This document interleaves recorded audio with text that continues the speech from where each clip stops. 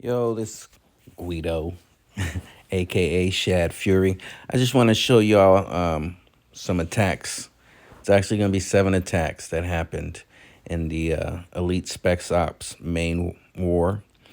BAP Jojo got 21 stars. That's a perfect CWL.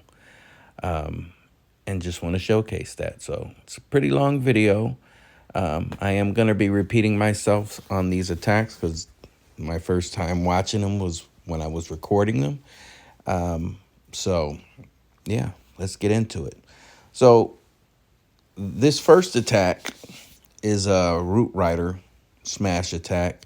He starts off with an RC charge and then recalls. That's something I noticed. He varied. I don't know if it was base dependent, but most of the time he would, well, in the beginning, he was recalling his RC. In later attacks, he let her die and just revived her later on. But the same thing happens with all his attacks. Even like with this Root Rider Smash army, everything is the same. You're going to see the next army is the actual throwers. It's pretty much the same army. He's just replacing Valkyries with throwers for the range. And he makes it look so easy, but he does the same thing on every base. He does bring overgrowth spells, 2 overgrowth spells. Typically, so like in this Root Rider Smash army, it was to guide his troops around and lessen the damage that would be coming in from the town hall area, or in this case, that tower area. And that's typically what he does use the overgrowths for back end damage or center damage while his troops are moving around. He does the same thing. Like he will start off with an RC charge to create a funnel, and that funnel always creates a C shape or an L shape into the base so that he has a landing strip, a thin strip to send all of his troops, his smash army, one direction.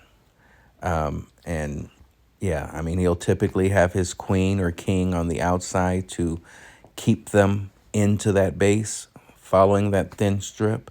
But it's the same thing that he does. This first attack got pretty lucky, I think. That RC was clutch as hell, but still got the 3-star. The rest of the attacks are not even this close. So let's get into attack number 2. Again, bear with me. It's going to turn out to be a pretty long video because I'm showing all 7 of his attacks. I think it's monumental. Again, starting off with the RC charge. He does bring the spear for the RC equipment. Always starts off with the spear, and then he starts walking with his invis. Brings plenty of invis. Like I said, in later attacks, he doesn't even recall the RC. He just lets her die and starts his attack, once he's dropped his last invis for the RC, because, let her die. But again, look at the pathing that he's creating right now. So you can tell where he's going to start his thrower army at. And that's between 6 and 3 o'clock.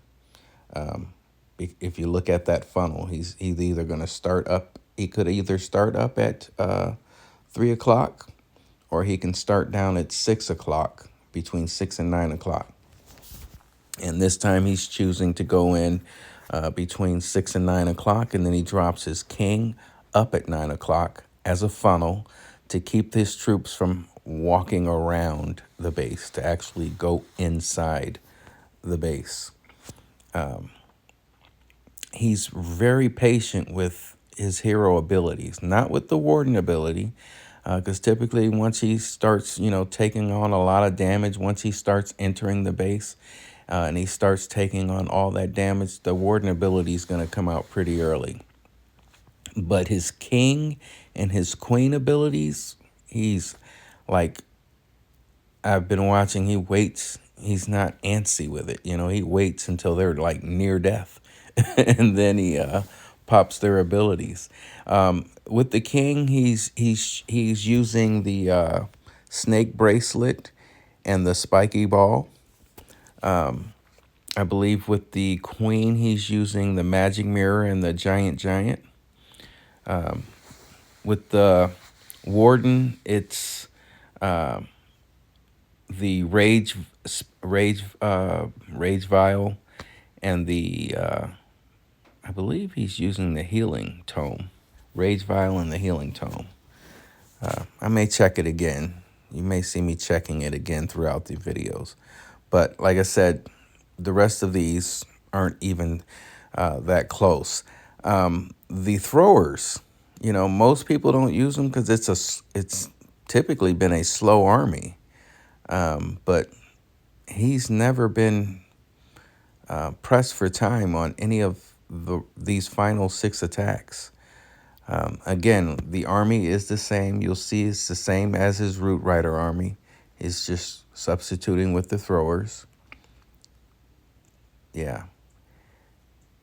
And it's always starting the same. So like I said, sometimes he will change from recalling the RC. When you see that recall disappear, then he's just going to rely on reviving. But it's always the same. So he's picking a spot. And then that's another thing. There's no, like, how do you determine where you're going to RC at, right? That's what I've been trying to figure out. How he determines where he's going to do his charge at, his RC charge at. And it typically looks at a spot where he can get some value, where it looks to be the easiest for his RC to get some value. See, he's going to stop here. And if you look at the base now, right, he could either come in at 3 o'clock or he can come in at 12 o'clock. See the strips that are created there? But this time he's going to come in at 12 o'clock. See that simple strip? There's no way that any of his troops are going to walk towards 3 o'clock because he's created that large of a funnel. And he's dropped his king and queen on the outside to continue that funnel, to keep all the troops staying inside the base. He's going to then drop his, there he goes. He drops the overgrowth spell for the center, and that keeps the troops from splitting and going towards the middle, keeps them all bunched up together. Look, king and queen still on the outside. Sometimes the queen goes inside, which is good. Most of the time, though, the queen and the king keeps the funnel going outside the base, because with the throwers can outrange every defense pretty much in here, except for the expos on ground. But they can shoot over walls a pretty large distance.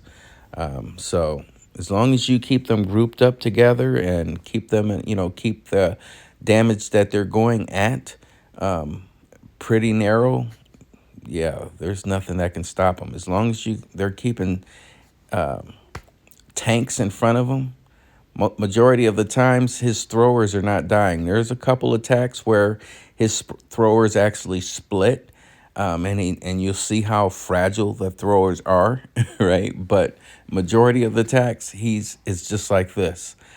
He's keeping tanks in front of the throwers, and they're just annihilating everything around it. All right, so I think we're on to attack number 4.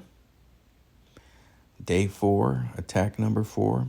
This time he's going straight at the town hall. See, like I said, there's no rhyme or reason other than creating a good funnel easily with the RC. And in this case, he can take out the town hall quickly with the RC charge, and that will create a nice funnel. We'll see what's left of the base once he takes that little area out. And I believe, so he's not recalling on this one, right? I have my record blocking for me to see if he actually has a recall or a revive. But yeah, you see, so he's going to now come in. Ah, okay. So he's coming right back in the same area. So I believe this is one of the ones where they split. Because look how thick that is. It's not, notice that's not a quick, skinny landing strip, right? As we saw on the previous two attacks, right? How he creates a narrow landing strip for his troops to go on. This one's pretty much wide open. So again, I watched this just quickly as I recorded, so I'm kind of watching it with you. I guess the goal here now is to use the overgrowth to make that landing strip thin. So perhaps he's going to overgrowth the center of the base. We'll see.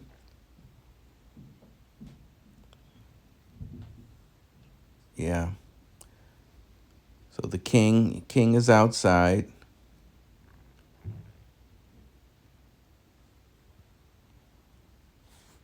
All right. Okay. Everything still is kind of tight. You know, the king outside is keeping everything inside still. He uses the barrel siege as well. He's using the barrel siege as well on this, and that actually helps keep tanking in front. It's constantly throwing giants in front of everything. I believe he's using giants and more root riders out of the barrel. So that's good instead of a regular siege barracks. The siege barracks would probably only be good for funneling with this style of attack, but you know the king with the snake bracelet is enough for outside funneling. So instead of using a siege barracks, it uses the barrel. See how the range that those throwers have, how they were able to take stuff out over those walls. Yeah. Okay, so center town hall, right? What do you think he's gonna do? We're going to start an RC charge. I thought he would start in the middle of one of those, but I guess he figured he can still get this. But look, also with the RC charge, he's using his electro boots, and that's also helping to create the funnel, taking out a lot of these, the trash buildings while the RC is charging. Yeah. So this is a deep funnel. He's going in pretty good, pretty deep. Look at all that's disappeared again behind. The trash buildings are disappearing as well. And we can see now, right? We can see the landing strip that's been created at 9 o'clock or at 2 o'clock, right? So he's coming in, though, at 9 o'clock. Where's the king going to come down? Right on the outside of the base. Little Tesla there popped up, but it's still enough for the king to take down and keep all the troops inside. They've already engaged the CC, which kind of froze them there.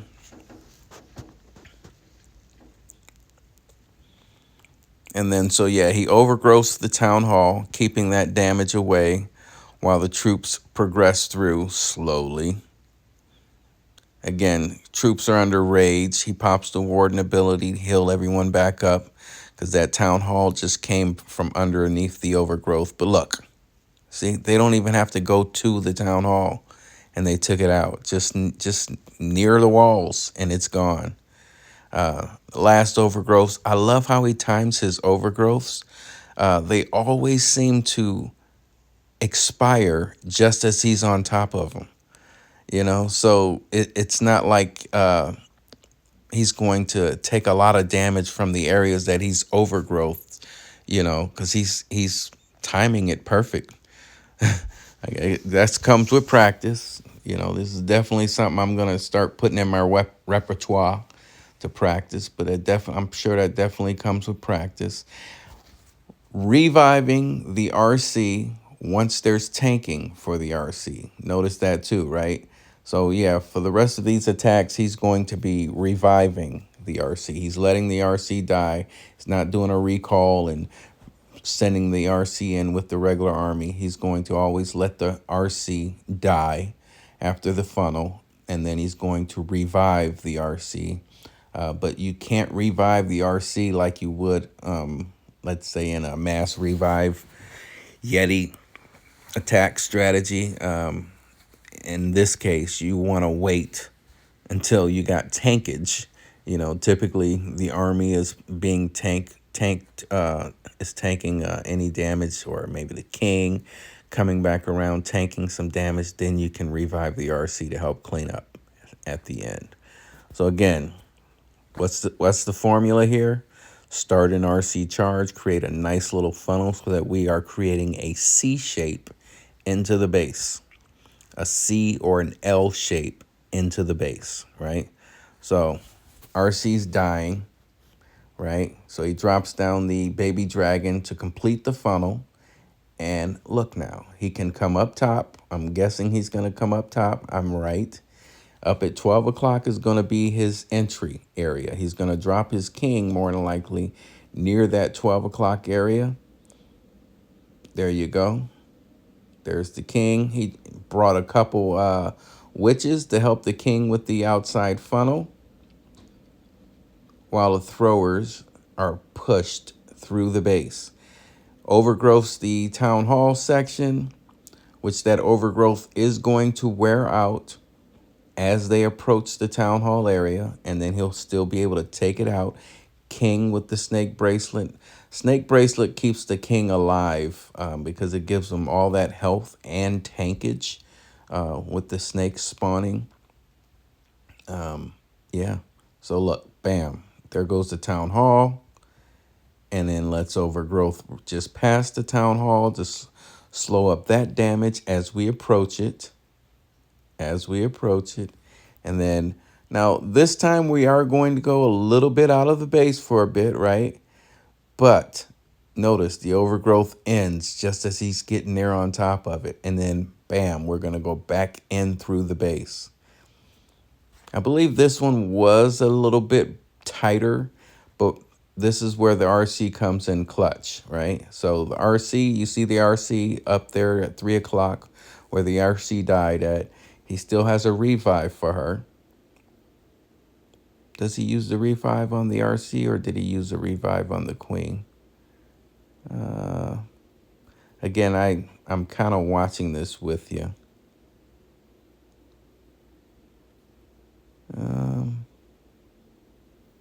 I think yeah,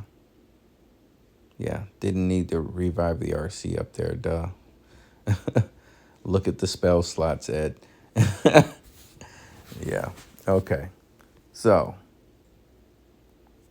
is this the last attack? Is this attack number 7? I've lost track. Wifey just chimed in trying to get me upstairs. So I'm slightly distracted. Yeah, just showing you the equipment that he's using. All right. Now let's see what we're going to do. Guess what?